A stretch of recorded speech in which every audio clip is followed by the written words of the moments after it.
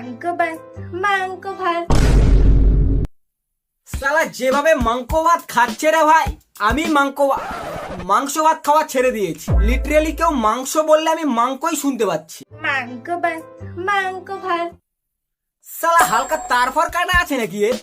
বাচ্চা ভেবে ignore মেরেছিলাম, but এ তো বাচ্চা। এই দেখো কি দেখবে? শালা এত ন্যাকামি ছোট বাচ্চারাও করে না যতটা এই বাবাই করছে। देखा आपने लापरवाही का नतीजा। বাচ্চা জন্ম নিলে হসপিটাল থেকে বাড়িতে আসে, আর এ মনে হয় ডিরেক্ট বিয়ের পিড়িতে বসেছিল।